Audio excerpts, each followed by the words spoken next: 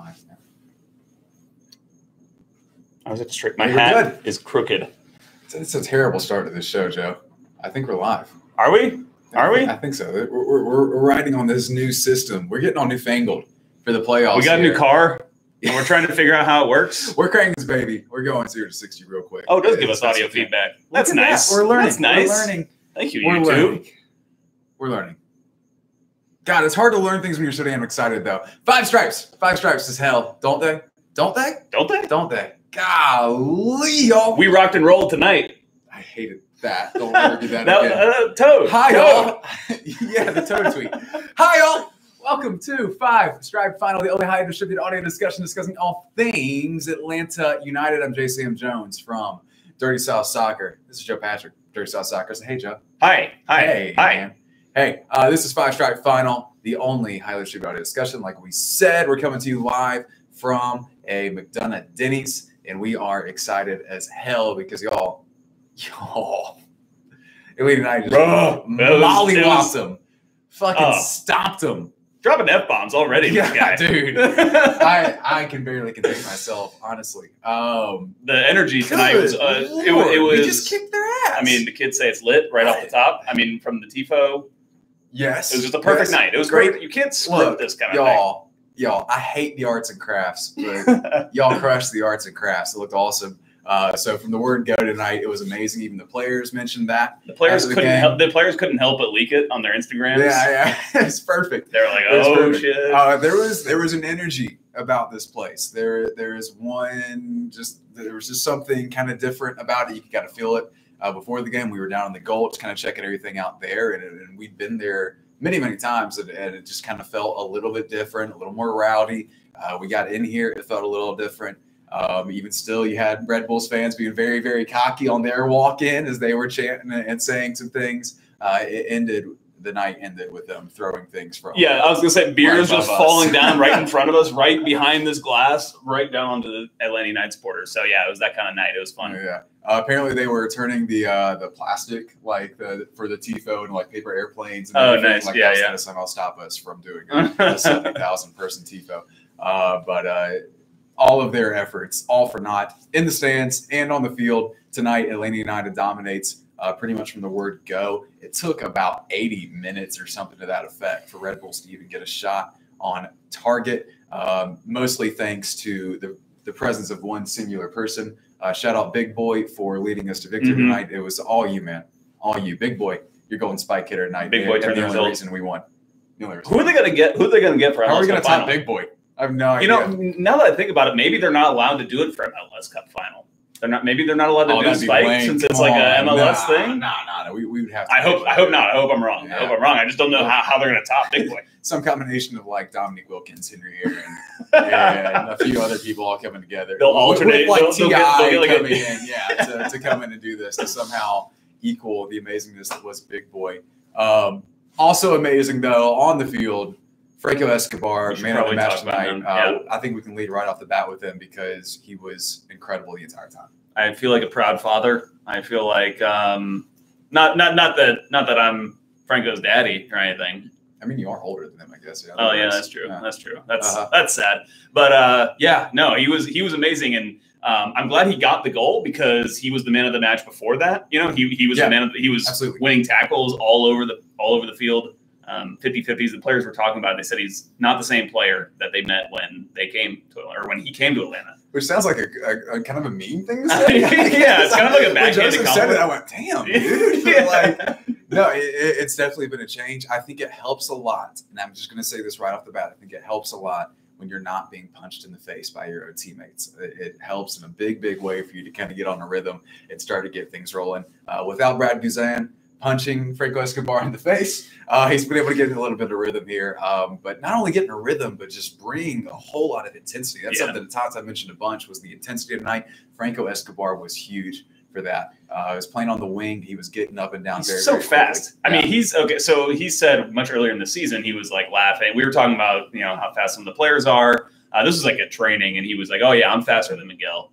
He was just like it was no big deal, no big thing. Like it was a common, theory that people held. And obviously nobody thinks that. Everyone thought he was a crazy lunatic, which he also kind of is if you look at his tattoos. Come down to the concussions. Yes, yeah. And anyway, I think he showed it tonight. He was just blazing up and down the pitch. And I thought it was really interesting because when Atlanta United went to Red Bulls on September 30th, on the wings, they played that same formation, the three center backs and the wing backs, except they had Julian Gressel and Chris McCann in those positions. And I thought you just saw a huge difference having Franco Escobar and Greg Garza, two like real athletes. Not that those other guys aren't athletes, but obviously it's a different level of athleticism with those guys on the pitch. And I think it really makes a difference. It's something I've mentioned kind of going in, like maybe a month before the playoffs, even when we were kind of looking ahead to what could possibly happen with this.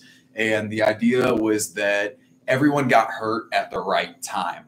When these people got hurt throughout the year, they got hurt at times that allowed them to come back for games like this. We got Dolly Konecny back. We got Greg Garza back. And, of course, Franco finally sliding in a little bit. And everyone's healthy. There's a healthy team going into the biggest games of the year. And Red Bulls tonight missing Kamar Lawrence may have been huge. Yeah, for sure. I mean, it's hard to kind of really take stock of exactly how much it would have helped. But it's always something you got to think about. But we were healthy. Yeah, and I thought it was good to see, just how much energy we had with some of our key players coming off those international duty. And Red Bulls had players on international duty as well. But, Joseph Martinez, Miguel Almiron, Tito Villalba, those are three guys you're relying on to score goals for you. So it was good to see them. Joseph didn't look any worse for the wear, really. I think I think that probably played into why he was taken off a little bit early, just to make sure, he had that fatigue factor, didn't factor into the game in terms of an injury. Yeah. But yeah, I thought they all looked good. And yeah, they just ran Red Bulls off the pitch, just physically. Yeah. Like Daniel Royer had to be subbed in the 70th minute. I don't think he's typically subbed at that point.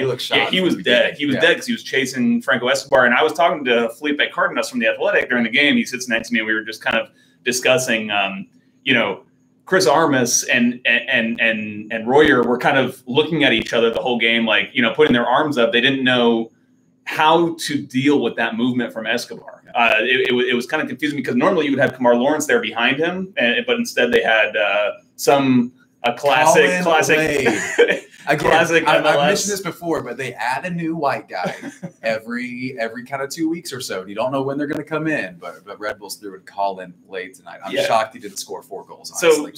So he was back there, and I feel like they wanted Royer tracking back a little bit to help him out. And it just created a mess for them. Yep. They weren't really able to get that forward thrust going through Royer on the left side when they went forward. So, it was really great performance. It was great to see that energy from Atlanta tonight. It's something that's been kind of the big talk in the press conferences and the meetings in the locker room afterwards, just about the intensity, because it's something that we didn't see in Toronto. I don't know why. I don't think we'll ever be able to say why. But I asked Jeff Larentowicz after the game if he thought that losing at Toronto may have actually helped them bring more intensity, just kind of a wake-up call there at the end. And he said, no, I don't think so. He said that he thought that just the bright lights of New York City and being in that stadium and playing against a New York City team they don't seem to like a whole heck of a lot, they probably would have been up for it in the same way. So where this has all kind of come from, I'm not entirely sure. I'm not sure if we can pinpoint it really, but the team has come out with so much fire and passion, I guess, to be kind of cliche. I mean, they seem like a different team. It seems like a different team. And part of that, I think, is the tactics that have been used, kind of a more defensive, a more pragmatic approach to the game in general since the playoffs have started in Yankee Stadium. But I think also, you just see the different, like a new exuberance from the team, like the fight, the passion. Go forward, young men. Do you weird take here. Okay. Like, you don't have to agree with this at all, but do you think they got bored maybe? Bored? Bored may be the wrong word, but do you think there was some just complacency? Yeah. Oh, yeah. I do. I definitely think there was. I definitely think there was. And I think that, it was interesting because they called Toronto a final. They called it a cup final. That was how they referred to the game, and that's how they were going to approach the game. And then we've seen them come out in the playoffs here and actually play like they're in cup finals. Right. They didn't play like that in that game. And they didn't even approach that game like baffling. That. So I got nothing. Yeah, so I don't know. It's really curious, but it really is interesting to me because you look at the games that Atlanta has played against Red Bulls. They played against them twice in the regular season. They played against them. They didn't really change their approach from when they played them early in the season at home here, and then when they played them on September 30th at Red Bull Arena. And then in this game, I think you saw a bit of a different approach. Although the coaches and the players don't say it. They say like, oh, we played, like Tata was like, we played out of the back. No, you didn't. Not really. like I mean, maybe from time to time you did, but most like it was a different. It was so much different than what they did against Red Bulls in September. And Harrison, like at that point, they were trying to absorb that pressure. They were trying to draw Red Bulls forward. They were not doing that so much in this game. They were, playing the game in midfield, trying to win those 50-50 balls, which they did to great effect. We played a long ball at one point, like in the first 7 minutes or something, and Judge goes, yes. And I was like, yeah, okay, this is good. This is good. We're doing the right thing. But I think that's different from what they did in the regular season. In the regular season, they never diverted from that strategy or from the overall philosophy of playing the ball out of the back, trying to control the game, maybe not necessarily control possession, but trying to be what they would call the protagonist, be the team on the front foot. And they just never deviated from that. They never tried to change their tack to try to win a game. And I think that's all part of, like we said, that philosophy. And then here in the playoffs, we're seeing, a different approach, which is to make as few mistakes as possible and just survive and advance to go to the next round. I've got a quote from the captain here, Michael Parkhurst, who says, "It doesn't have to be pretty.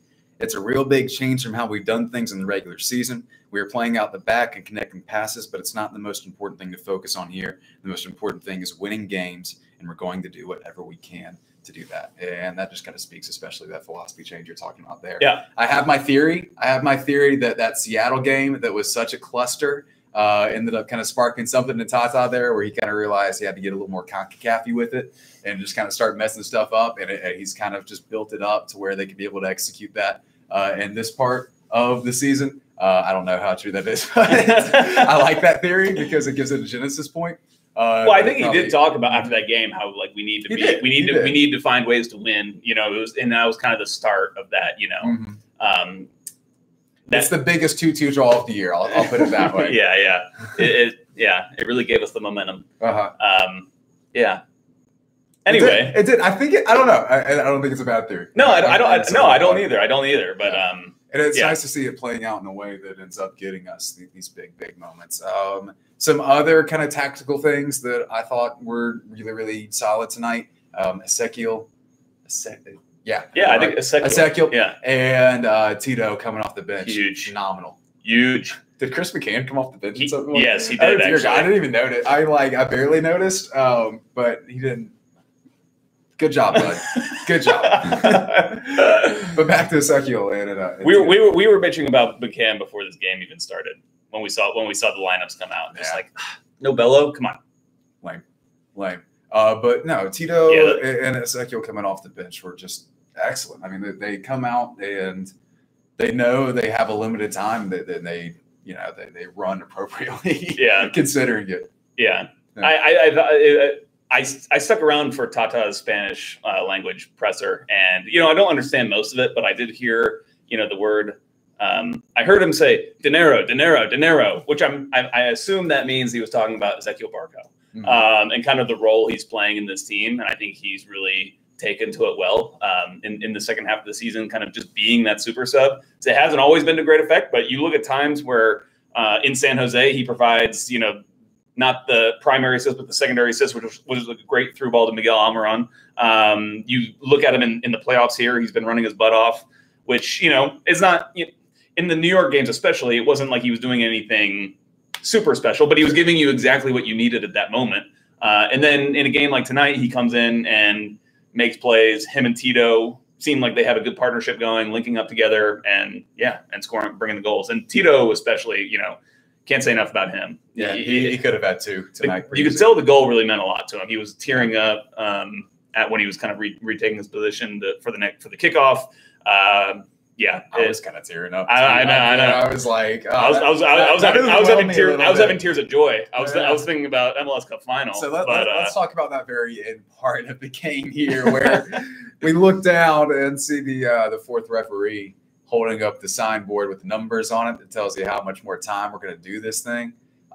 8 minutes. 8 minutes of stoppage time. We went, what the actual hell? Did someone die on the field and we did not notice? There were a couple moments that may have extend the time a little bit, but to see 8 minutes up there was just another thing where you thought, oh no, God has reached down and touched this game, and Atlanta is so boned.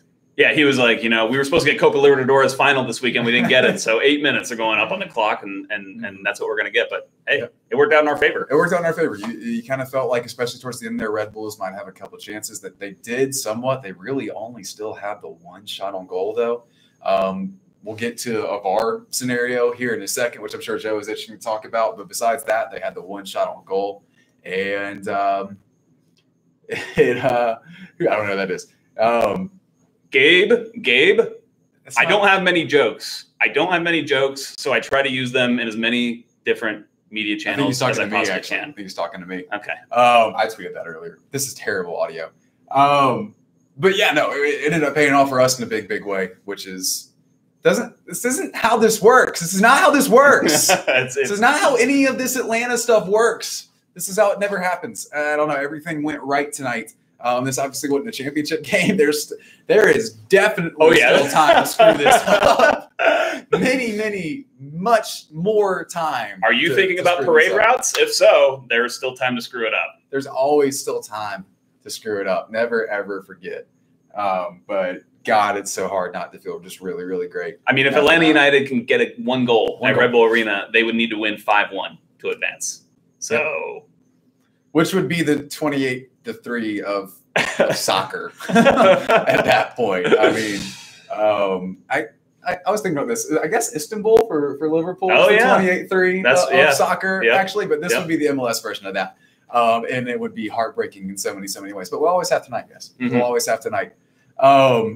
God, it's so hard not to feel good, but it was almost bad. It was almost real bad. But sorry, go ahead. What were you going to say? And the reason it was almost real bad, I thought it was 1-1. Oh yeah. That was so great.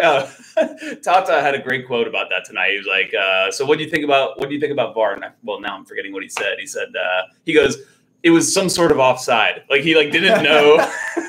He's like, "It was like apparently some sort of a penalty or something." He had no idea what was going on, but obviously he was very much cool with the way that the call went. I think so. Yeah, that was nice to see it finally go the other way for once. And everyone, even in the national media, kind of begrudgingly conceded that it was actually the correct call. You have Wheel in an offside position. He's not really close to Brad Guzan, but he is shielding him. You can see Guzan kind of have to work to try and catch the ball. I don't think he gets to it, even if he's staring Wright Phillips dead in the face. Yeah. But to the letter of the law, it's the right call. I think if anyone is going to have a debate about this in the coming week, the debate will center around whether this should be offside, not whether this specific call was correct or not, because by the book, this call was correct. But I can understand if you have an issue just generally with kind of this being a rule at all, because I think like Tata kind of thinks it shouldn't be a rule. Sure. It's kind of not like by the old school, standards. It's not offside. But yeah, so it was the right thing to do. So yeah, we assumed that the VAR quake over in San Jose was the karma coming back to us for all the overturned calls here at Mercedes-Benz, but I think that might have actually been it right there. It felt good to get that after the 3-1 loss to Red Bulls that had so much VAR happening. The original VARing.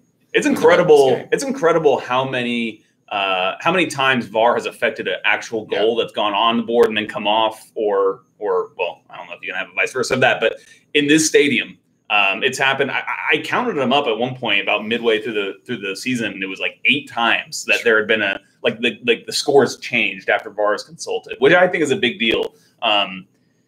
It changed because it changes the momentum. It changes the dynamic of the emotion of the players. So it's a big deal. Whether however VAR affects the game, it definitely affects it in like kind of like emotional momentum type of way. And I just want to talk about the goal that they scored. Like the actual goal itself, if it had counted, would have infuriated me on so many levels because it was the most Red Bulls goal I've just about ever seen. I say that for every Red Bulls goal, but they're all total. I've used my curse allotment for this show. It's always just nonsense the way they score. A free kick comes in and just headed kind of in the box in the middle, and Bradley Phillips just kind of poked it through. And it's something we talked about that Atlanta was going to struggle on set pieces against this Red Bulls team we saw there. Yeah, for sure. Fortunately, they didn't offer them that many set piece opportunities.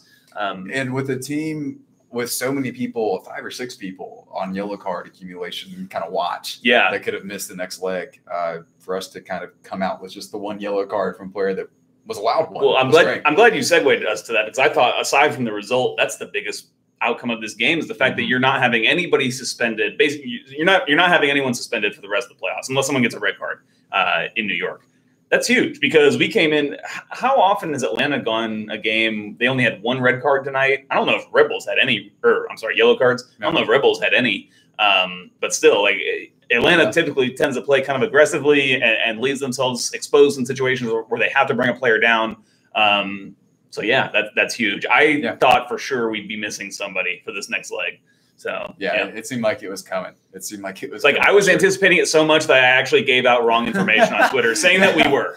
So LGP, just the yellow card. He's gonna be ready to go for the second leg. I got yelled at by all the communication staff. They all came up in a roar. Yeah.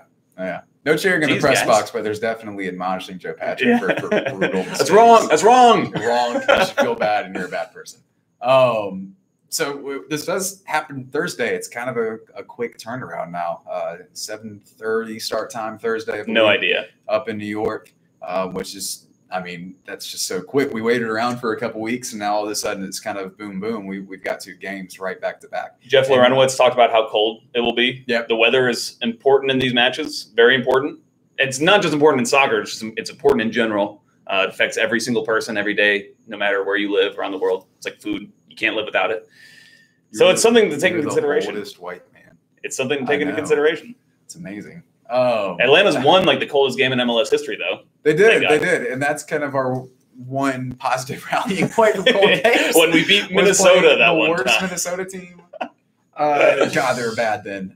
They're still bad. They crossed it like 50 times. Gosh. Yeah, no, it didn't quite work out that way in Toronto, though. So we'll see if that has any real effect. That's true. I'm not really counting on it to be too bad.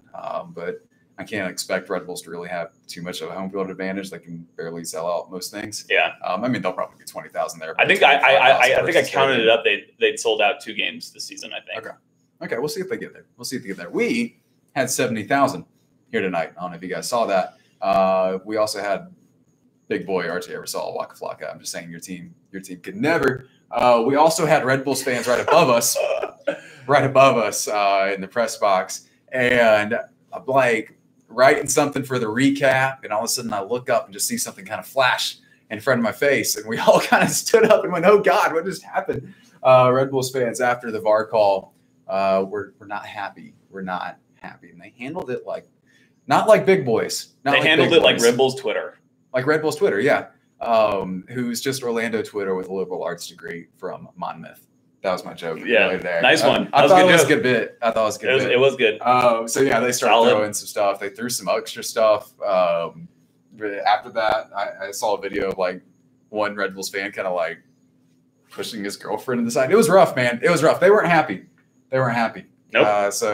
Yeah, we'll see if they keep being grumpy in New York. I hope they do, because they've been awful quiet lately. I'm looking forward to going at when we're done with the show and reading their press conference quotes, because they're going to be so deliciously sad. It's going to be great. It's going to be great reading. It is, and of course Chris Armas and Tata not on the best of terms. Yeah. Did they handshake after the game? Ooh, I don't know. Does anybody know? Any of the 16 people watching? Yeah. Let us know, because there was tension last time, guys. There was. Tata is not a fan of braggadocious people like Chris Armas. No. Was Tata waving his arms to the crowd when they were up 3-0 in this game? Were they? I wish he would. That would have been amazing if he did. Golly. All right, we had questions about this. I forgot about the main part of the show. Yeah, that's why we're here, right? Kind of the whole shtick. Let me get to them real quick. Joe, how's your day going? Things are going well. Weather was nice today. A little overcast. Didn't need to wear sunscreen. I only have the one jacket on. I thought it was great. Let's see. Weather. Let's see. Oh, let's talk about this. Wait, no, we're not going to start that. Come on, give us anything. Give us anything. Look, okay, both teams played a very, very high line. Stephen Joyce is in this picture. That's hilarious. I sent it to the Slack too. I don't know if you saw it. Yeah, I saw it. Both teams on a goal kick. Wish you guys could see it. Not even like 20 yards apart from like their high line from each other. It's all just clustered together. I think you had a lot of thoughts about Red Bull's line. Yeah, I mean, they were playing a very high defensive line, but they weren't pushing what they would call the line of confrontation, basically like the line where they start pressing and actively trying to win the ball. They didn't really move that forward with it as well. In fact, they dropped it back for this game. So it wasn't really in sync. What it allowed was for our center backs to just have no pressure on them. Yeah. And they were able to pass the ball forward long to, usually it was Joseph, trying to run off the back shoulder. Those center backs who were pushed way, way up the field. So it worked great in our favor. It seemed like something different than what they've been doing recently under Chris Armas. When Chris Armas first came over, he moved them to that. It's called like a mid block where you're not really full press. You're kind of in the middle, and it can be hard to get that right. Hard to get the height of the center backs along with that kind of line of confrontation. In congruence with one another. So it was Atlanta was taking advantage of that multiple times throughout the game, and I think it was part of the reason Red Bulls struggled so much. They weren't in sync. Do you think Armas maybe outsmarted himself a little bit here? It seems weird to kind of go with that decision. And Parkhurst even called it a half press. Yeah. Instead of just a full press that we're used to seeing. It seems like a weird choice. Yeah, the players were talking about it afterwards. I think it was just one of those things where Armas, I think he was kind of afraid to do their full-on press that they would normally do on this big pitch behind us. It's an intimidating thing to do. And if you run that system, that's one of the risks, like you can get exposed when you have that high press. On the other side of the coin is you can beat anybody on any given day. Mm-hmm. But it's not necessarily the most consistent way to win. And I think that Chris Armas, when he took over, had the right idea of kind of getting Red Bulls into a kind of mode where they can be more consistent. Similar with what we've seen from Atlanta United this year. Atlanta United pressed way more last year, and they would give up a lot more chances last year. This year, they're playing a more balanced game. And we've seen with that some more consistency from Atlanta United, but it's not as, volatile. The scorelines can be not as volatile one way or the other, So I think they just kind of got caught in between two minds in this game. Speaking of consistency, do we see any changes in the next leg? I wouldn't change anybody. I don't see why you would. Mm-hmm. And I think that, when it comes to Tito, I think he's kind of the main one people would maybe want to see in the starting lineup since he has been a starter for so much of the season. But why change? Why change that now? I mean, he looks so good coming in late in the game. You look at this game tonight. Atlanta United looked like the more dangerous team. They looked like the one who are more likely to score a goal, after the 80th minute of this game, because you have two players up there in Tito and Ezekiel that can just create offense on their own. And when the other teams push high up the field like they will be when we go to Red Bull Arena on Thursday, I don't see any reason why you would want to change that. Do you change anything tactically? Do you sit back a whole lot? Do you bunker, as the kids say? Yeah, I think you do. But I don't think that's much different than what Atlanta United has been doing in this playoffs already. I would say that we bunkered against NYCFC. We only had 31% possession against NYCFC at home in the game that we won 3-1. So you can play that way and still create attacks, and be solid defensively. So I don't know if I would consider it bunkering. It's just it's counterattacking. It's a counterattacking system. Sure. Where you can just try to let them expose themselves and then hit them when they're exposed. So yeah. Again, one goal. Red Bulls have to put 5 buys. That's got to feel pretty good going into it if you're the players, you're the manager. Maybe not the fans, because we know what Atlanta does. But hey, you know what? Got to be happy tonight, right? Yeah. Anything else to add?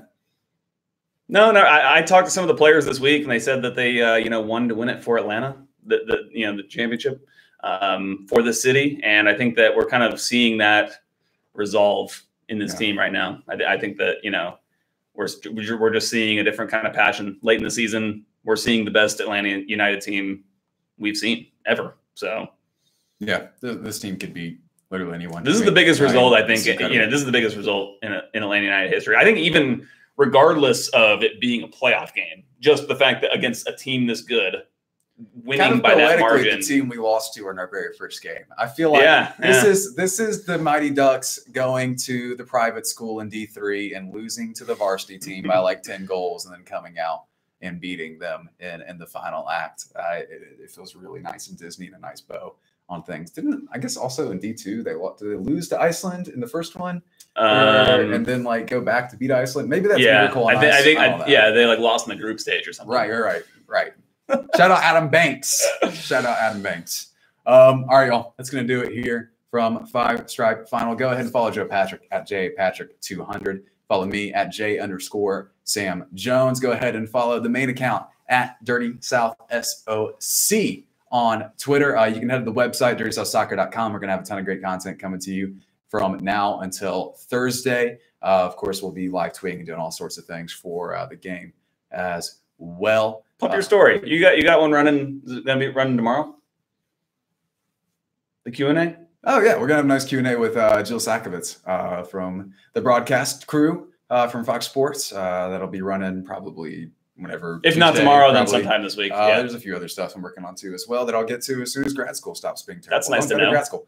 But yeah, you got anything running? You got anything on a plug here, buddy? No, I don't. I don't. Oh, okay. Follow this YouTube channel. If you're watching right now, just hit follow. Oh yeah, we are pivoting the video. So go ahead and check out all the video and stuff that we're putting out. We're not pivoting to video, but we will be adding. We're adding video content. We're adding video content. Yeah, whatever. It's going to be good. It's going to be cool. We're all fired. Cool. All the writers are fired. Anyway, get at us with any questions throughout the week, anything like that. We're always happy to interact and answer. With y'all. Hit us up at Five Stripe Final. Yeah. Oh, at Five Stripe Final too on Twitter. That's the main account for the show. You can check us out in podcast form on any of your podcast listening devices. We're pretty much everywhere. So yeah, go and do that. A lot more content coming to you guys, a lot more stuff coming to you, hopefully a lot more positive stuff just like this tonight. Five Stripes, the big winners here. 3-0 win at Mercedes-Benz Stadium. Joe Patrick, we almost forgot your Rbny man of the match. Oh, playoff edition. Darlington Nagby. Yes, good call. That's always a good call. You can just assume he did something positive. He was good though tonight. He was very good. I just made me think of when he had a clash of heads with Tyler Adams, and our co-manager Rob Usry was very it's a nightmare. It's two favorite players. Yeah, it's like if Jeff Rbny combined with a clone of Jeff Rbny for me. Anyway, Rbny prime. Shout out to not the Georgia Tech fans in my mentions right now who are super salty about a tweet I hit from DSX, which wasn't even bad. It was just kind of like, hey, Georgia won, and I'm a grad student at Georgia. Just don't like the tweet. Move on. Just ignore it, guys. It was funny. It was a joke. Everyone's taking it way too seriously. Shout out to Phoebe Bridger. Shout out to Jeff Tweedy, and shout out to newly anointed Atlanta United fan, the man who I not betrothed, behooved. I gave him a scarf. LeVar Burton has an Atlanta United scarf now. Oh my God! I can't believe we forgot to talk about that. That was amazing. So yeah. We always say that he's listening to the show. He may actually be now because he's a fan. He's a fan. He said he'd wear the colors proudly. He told me personally. All right, Joe Patrick. Shout out Jorge Thieler. Shout out Damian Silvera. Shout out Lucy Rushton. Shout out Dan Gargan, Jillian Sakovitz, and Kevin Egan. All right, y'all. That'll do it. Then Five Stripes to sell. Winners tonight, 3-0. Bye, y'all. See ya.